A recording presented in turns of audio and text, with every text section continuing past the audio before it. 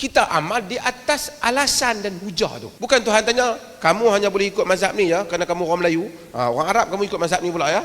Dia tak ada. Dia suruh kita ikut ilmu.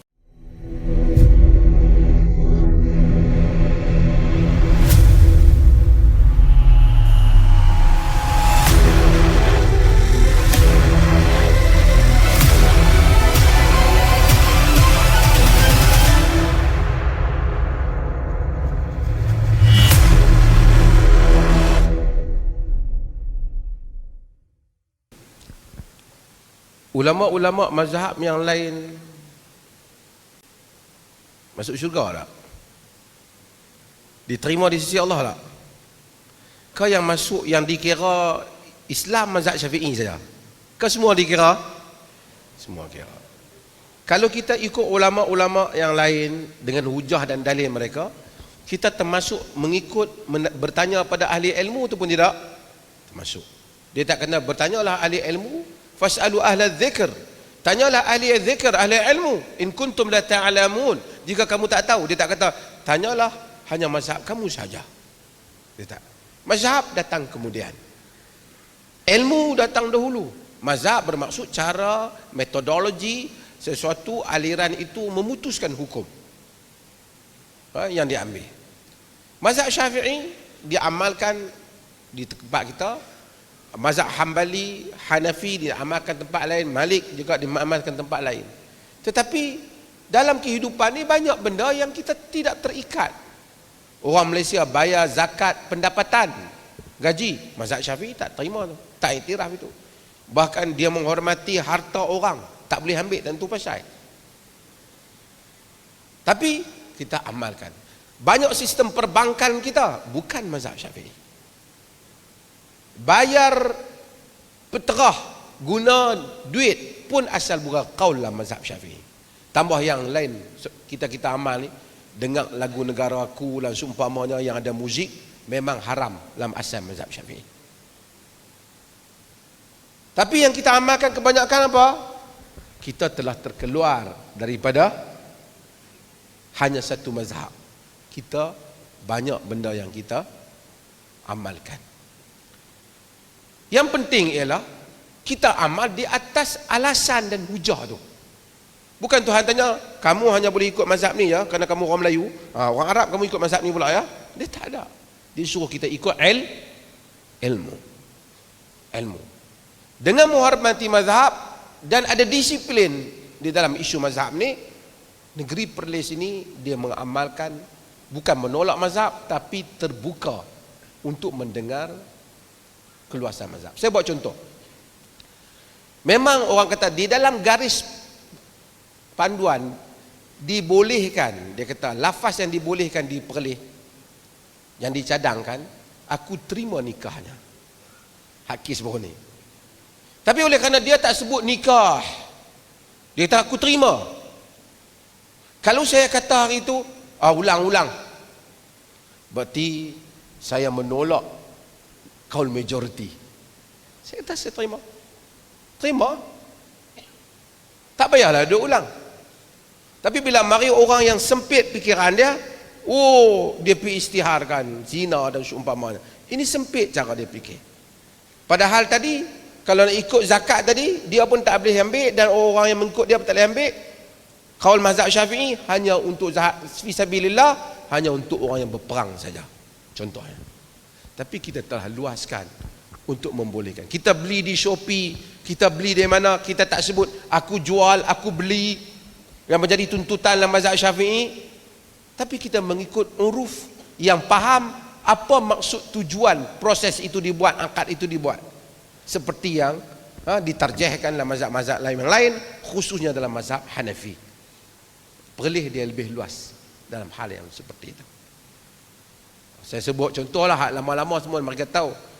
Dalam mazhab Syafi'i, harum manis tak wajib zakat. Siapa pernah makan harum manis ni? Baru main, belum makan Tapi di Perlis fatwa dia, toki harum manis kena zakat. Tak ada dalam mazhab Syafi'i. Sebab apa? Tu mazhab Hanafi. Pasal di Perlis, pendapatan toki harum manis lebih banyak lagi pendapatan toki padi. Ada orang melihat kutul balad, makanan asasi kena. Kita melihat apa yang terbit daripada bumi. Untuk adil, yang dapat setahun 200,000 tak kena zakat, yang dapat setahun 10,000 kena keluar zakat, tak padan. Betul tak? Di situ faedah keluasan kita.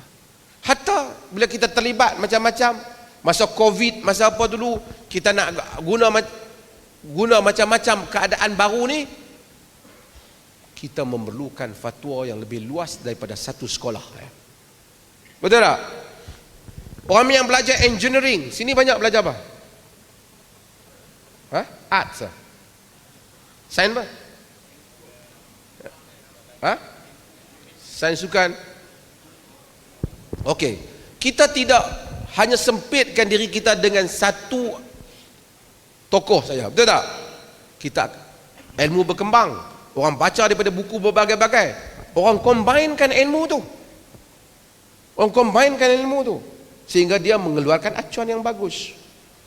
Ada benda yang tak berlaku pada zaman dulu, berlaku pada zaman ni, memerlukan ijtihad yang baru. Mungkin ijtihad tu tak ada dalam mazhab ni, tengoklah mazhab ni ada, kita semak argument dia, alasan dia. Kalau dia sound, maksudnya kukuh, ada alasannya, maka boleh diamalkan. Faham tak ni? Faham tak? Kau terpaksa kata faham. Okay, mudah-mudahan faham. Faham tak?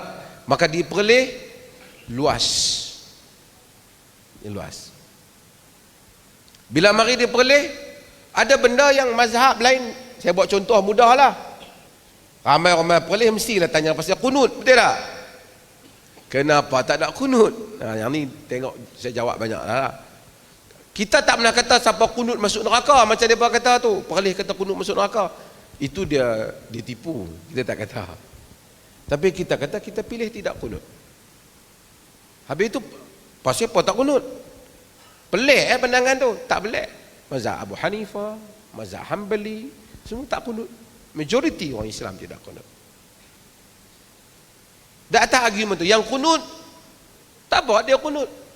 Tapi dalam pengamalan rasmi, masjid-masjid boleh, dia mengikut fatwa yang rasmi. Tapi kalau semayang di bilik seorang-seorang dia kunut 2 jam, 3 jam, boleh tak? Boleh tak? Tak boleh lah keluar waktu. Boleh tak?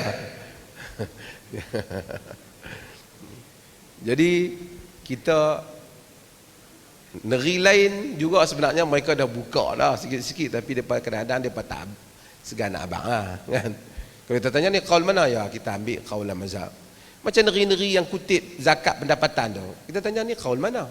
Tak ada lah mazhab Syafi'i. Inilah mazhab Hanbali, mal mustafad. Tak apalah, kita ambil satu. Ambil satu boleh, ambil 2 boleh tak? Ambil 3 boleh tak? Kalau ambil semua tu dengan secara seadil dan seimbang, boleh tak? Boleh.